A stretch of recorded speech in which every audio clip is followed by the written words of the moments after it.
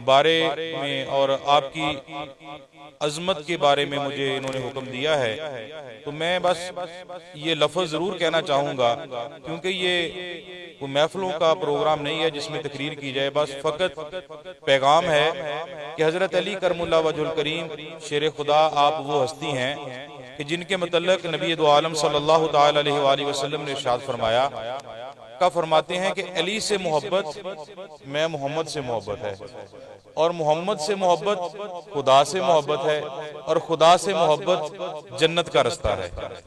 और नबी पाक सल्लल्लाहु अलैहि वसल्लम का दूसरा फरमान निशान ये है, आका ने फरमाया कि अली का जिक्र करना भी इबादत है, अली का चेहरा देखना भी इबादत है। एक वाकया मेरे ज़हन में आ गया कि नबी पाक सल्लल्लाहु अलैहि वसल्लम ने जब ये इरशाद फरमाया ना कि अली का चेहरा देखना इबादत है, तो सरकार के गुलाम वहां पर बैठे थे, तो उन्होंने ना दिल में ये इरादा किया कि मैं अली की जियारत करूंगा। वो किसी और इलाके के रहने वाले थे, तो कभी कभी सरकार की बारगाह में आया करते थे। तो जब वक्त गुजरता गया लेकिन वक्त ना मिला, आपके मुकद्दर में वक्त ना आया कि आप हजरत अली की जियारत कर लें। जब भी आते तो मौला अली शेर खुदा कभी किधर होते कभी किधर होते, लेकिन उस जगह पे मौजूद ना होते। वो आते मेहमान के तौर पर थोड़े वक्त के लिए आते और चले जाते। वक्त गुजरता गया तो एक दिन सरकार की बारगाह में कारी साहब अर्ज करने लगे कि हुजूर, कार का मौला अली का चेहरा नहीं देख सकता, दीदार नहीं कर सकता, तो उसने फरमाया उसका भी इबादत है। जब ये कहा फिर आप अली का जिक्र करते रहे, वक्त गुजरता गया। आखिर वक्त आया कि जब हजरत अली करमुल्लाह वजहुल करीम आप अमीरुल मोमिनीन बने ना, तो आपने कूफा के इलाके में आपने तमाम सरकार के गुलामों को ना दावत दी, सबकी दावत की वहां पर, तो लोग आने शुरू हो गए। तो वो सरकार के गुलाम, वो सहाबी भी उस मकाम पर आ गए।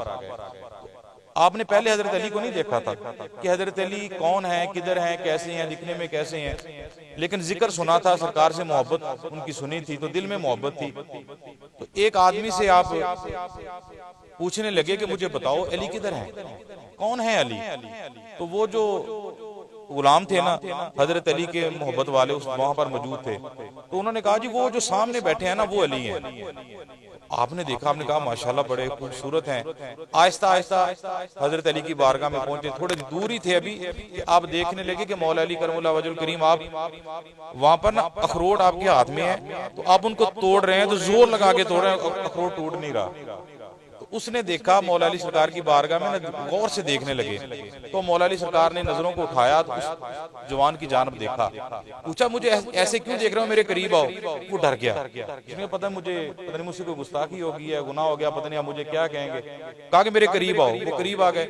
आपने फरमाया क्या सोच रहे हो? उसने कहा जी हुजूर मैं कुछ नहीं सोच रहा। नहीं सोच रहे हो कुछ, मुझे बताओ क्या सोच रहे हो। फिर कहा नहीं हुजूर। आपने फरमाया अगर तू नहीं बताता तो मैं बताऊं तुझे क्या सोच रहा है। उसने कहा जी हुजूर मैं कुछ नहीं सोच रहा। आपने फरमाया नहीं, तू ये सोच रहा था कि ये अली जिसकी तारीफ मोहम्मद भी किया करते थे, इस अली के बारे में मैंने सुना है, इसका दबदबा, इसका जोश वलवा और ताकत इसकी पूरे इलाके में हर जगह पर मशहूर है, इसकी शुजाअत के झंडे हर जगह पर मौजूद हैं।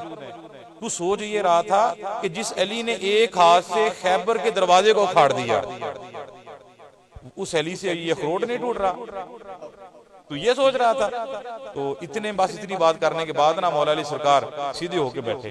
उन्होंने अपना इमामा शरीफ दुरुस्त किया, अपना जुब्बा वगैरह जो भी लिबास पहना था उसको ठीक किया, अपनी तलवार जुल्फ़िकार हैदी को हाथ में लगाया, उसको भी दुरुस्त किया, ठीक होके बह गए। आप फरमाते ये तू सोच रहा था कि एक अखरोट नहीं टूटा, मैं तुझे आज भी बताता हूँ, आज भी कोई खैबर का दरवाजा लेकर आओ, आज भी मैं तोड़ने के लिए तैयार हूँ।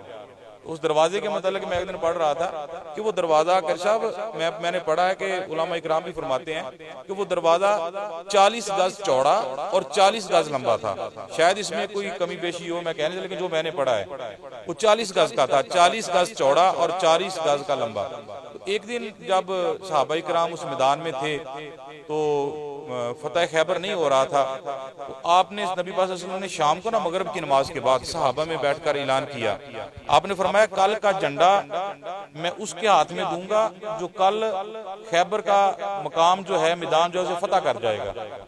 सहाबा इकराम हजरत अबू हुरैरा सरकार के कान के करीब गए और जाके पूछा कि हुजूर मुझे बताएं वो जो जिसको आप झंडा देंगे वो शख्सियत कौन है। आपने फरमाया वो शख्सियत कोई आम नहीं है, बल्कि वो हस्ती है कि जिसको मोहम्मद रसूलुल्लाह से भी प्यार है और जिसको अल्लाह से भी प्यार है।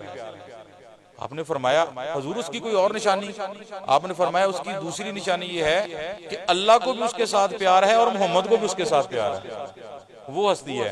फिर कान के करीब हजरत अबू हुरैरा गए, हुजूर मुझे बताएं वो उसका नाम क्या है? आका ने फरमाया सुबह देख लेना, झंडा उसके हाथ में होगा।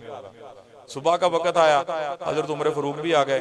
हजरत उमर फारूक भी बड़े जोश में और खुश थे कि आका मुझे झंडा देंगे, क्योंकि हर सहाबी को, नबी के जितने भी वहां पर गुलाम थे, सभी को ये अपने ऊपर ये फख्र भी था, नाज भी था कि मैं रसूलुल्लाह का गुलाम हूँ। हर बंदा जो था ना वो अपने अंदाज के मुताबिक, अपने ज़हन के मुताबिक बढ़कर मोहब्बत करने वाला था। हर एक की मोहब्बत बढ़कर थी। हजरत उमर फारूक भी तैयार होके आ गए, लेकिन सरकार ने जब अली को आवाज मारी कि अली इधर आओ, मौला अली सरकार आया, आपने अपना इमामा शरीफ भी दिया, तलवार भी दी और कहा कि जाओ मेरी दुआओं के साए में जाओ, जाकर ये बात जो है यानी कि फतह खैबर का जो दरवाजा था उसे फाड़ दो। हजरत अली फरमाते हैं कि जब मैं उस मकाम पर पहुंचा ना, तो एक हाथ में मेरे तलवार थी और उल्टा जो मेरा हाथ था ना ये खाली था। मैंने खाली हाथ से 2-3 मरतबा दरवाजे को हिलाया, फिर मैंने झटका दिया, वो 40 गज दूर जाके गिर गए। ये वो अली है।